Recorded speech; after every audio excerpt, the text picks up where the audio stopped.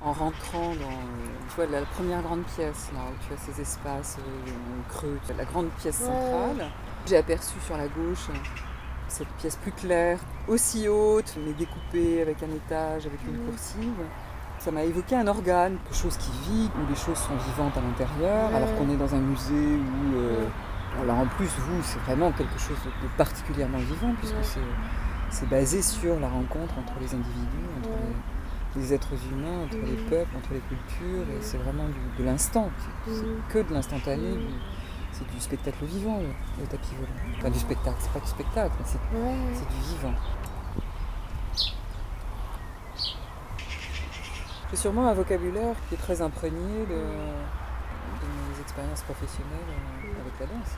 Et puis le fait aussi que ce soit une expérience muséale, ce qu'on a vécu, mais qui est très proche de certaines formes chorégraphiques, où le public intervient, où c'est le public qui déambule, et c'est le hasard et les choix de déambulation de public qui déterminent les mouvements des danseurs. Il y a quand même des proximités, il y a des affinités entre la forme du tapis volant et des formes chorégraphiées.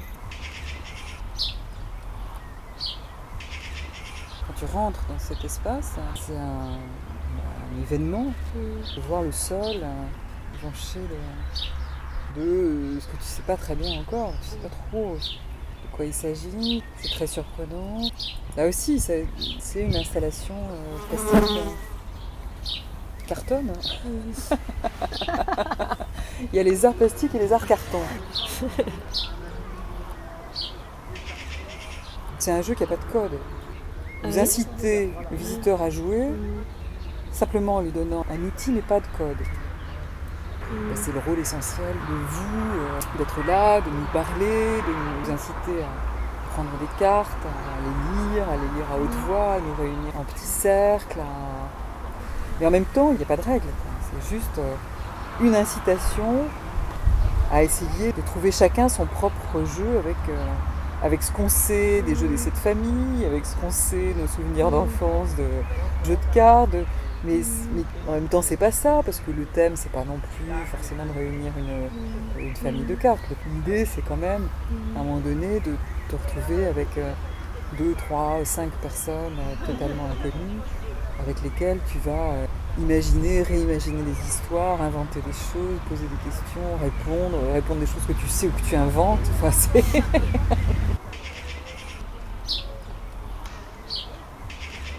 Ce qui fait aussi l'originalité profonde de cette proposition, c'est sa fragilité. C'est le fait justement qu'il n'y ait pas de règles du jeu, qu'il n'y ait pas de code, que vous soyez en fait en improvisation complète, à partir d'un matériau qui lui a été réfléchi, pensé, travaillé, produit, fabriqué, cartonné. Mais sinon après, c'est de la totale improvisation avec les visiteurs qui eux-mêmes arrivent là par hasard.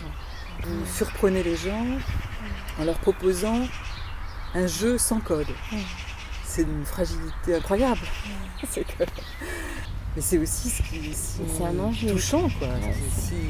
Ce qui est si humain là-dedans, c'est ça. C'est que vous faites confiance aux êtres humains. Vous faites confiance à l'autre, à celui qui arrive et qui doit partager quelque chose avec vous dont il n'a aucune idée. Je vois bien comment ce tapis volant peut s'installer sur un nouveau territoire en allant au-devant des gens, par les associations. C'est quelque chose de très riche comme expérience à faire vivre à tous. Parce que c'est des rares formes qui soient adaptées à n'importe qui, à tout le monde. Sans distinction d'âge, de culture, de langue, d'habitudes culturelles. C'est quand même une forme unique en ce sens-là.